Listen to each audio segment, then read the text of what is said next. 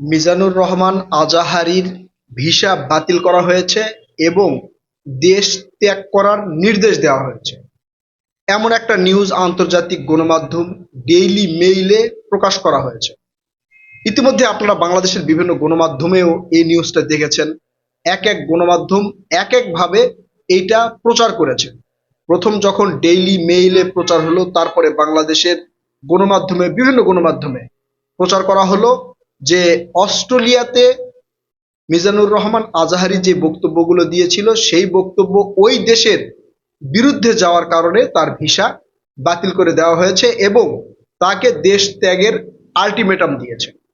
আসলে আসল ঘটনা কি, এর পিছনের রহস্যটা কি, কেন অস্ট্রেলিয়ান সরকার বিশিষ্ট ইসলামিক স্কলার এবং ইসলামিক চিন্তাবিদ মিজানুর রহমান আজাহারিকে ওই দেশ থেকে বের করে দেওয়ার মতো একটা প্রক্রিয়া নিয়েছেন, যে মিজানুর রহমান আজাহারি অস্ট্রেলিয়ায় থাকতে পারবে না, অস্ট্রেলিয়ায় কোনো বক্তব্য দিতে পারবে না।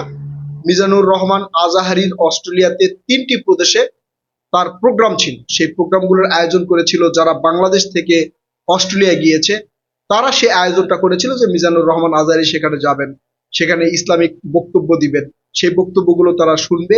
তাদের আয়োজনে মিজানুর রহমান আজাহারিকে অস্ট্রেলিয়ায় নিয়ে যাওয়া হয়েছে।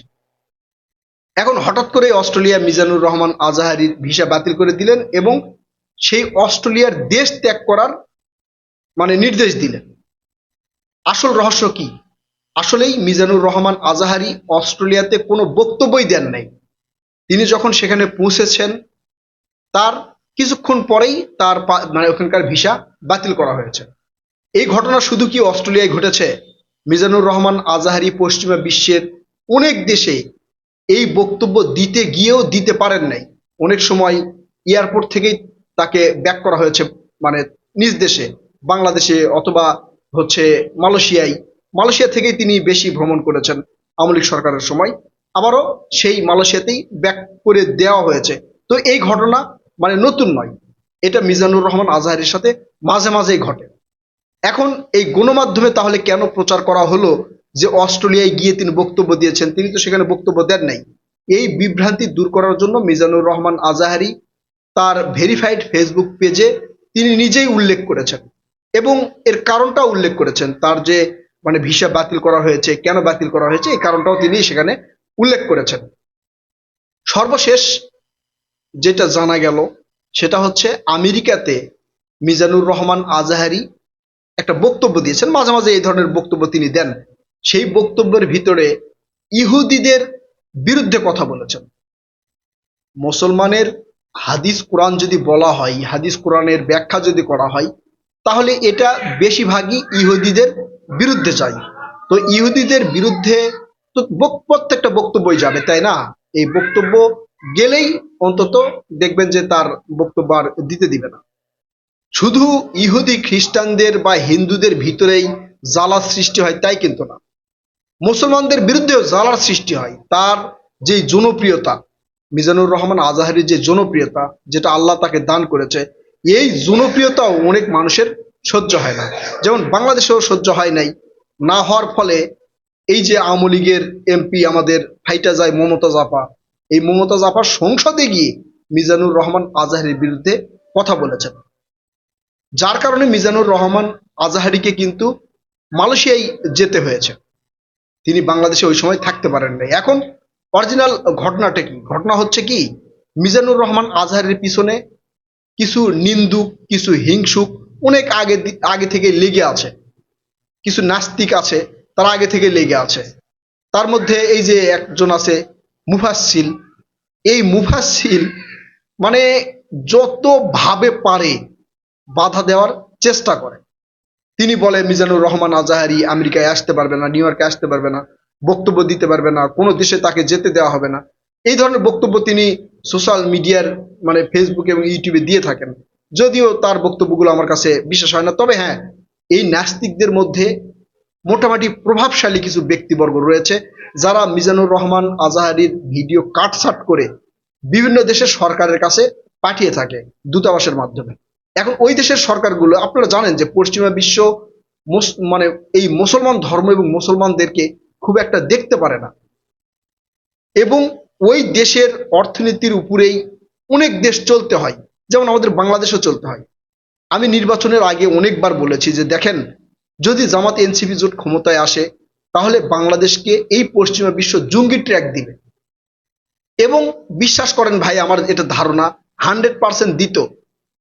আর যদি দিত তাহলে বাংলাদেশের যে অর্থনৈতিক সংকট এখন যেটা দেখতেছেন এর চেয়ে অনেক তীব্র হতো।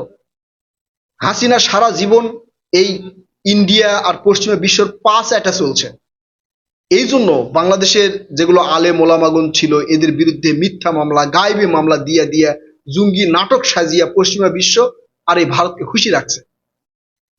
কারণ বাংলাদেশের অর্থনীতি টিকে রাখতে হলে তাদের সাথে ভালো যোগাযোগ রাখতে হবে। আপনারা মানে বিভিন্ন গণমাধ্যমে নিউজগুলো দেখছেন যে আমেরিকা যে দেশের উপর নিষেধাজ্ঞা দেয় সেই দেশ আর উন্নতি করতে পারে না।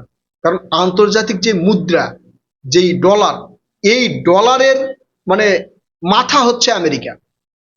এটা হচ্ছে তাদের ক্ষমতা। এই জন্য অনেক কিছু মেনটেনেন্স করে চলতে হয়। এখন মিজানুর রহমান আজাহারির এই ক্ষেত্রে আমি বলবো না যে বাংলাদেশের মানে অর্থনীতির কোনো ঝামেলা মিজানুর রহমান আজাহারের মাধ্যমে হবে, এটাই বলবো না। কিন্তু মিজানুর রহমান আজাহারের বিরুদ্ধে এই যে বললাম না, যত নাস্তিক আছে তার পিছনে লেগে আছে। এই যে এখন যেটা ফলাও করে প্রচার করা হচ্ছে যে অস্ট্রেলিয়া ভিসা বাতিল করেছে এবং দেশ ত্যাগ করতে বলেছে, এটা শুধু অস্ট্রেলিয়া না ভাই, এটা বিভিন্ন মিজানুর রহমান আজাহারি বিভিন্ন দেশে গেলে এই ধরনের সমস্যায় তিনি পড়েন।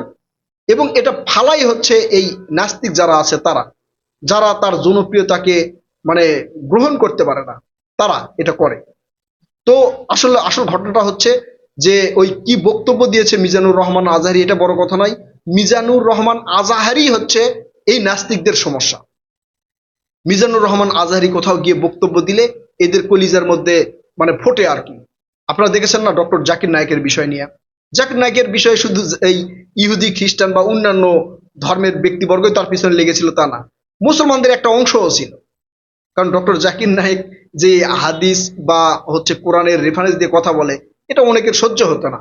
তাই ডক্টর জাকির নায়েককে ইহুদিদের দালাল, তিনি আবার নাকি কাফের, এই ধরনের অনেক বক্তব্য তো সোশ্যাল মিডিয়া আপনারা দেখেছেন বিভিন্ন হুজুরদের মুখে।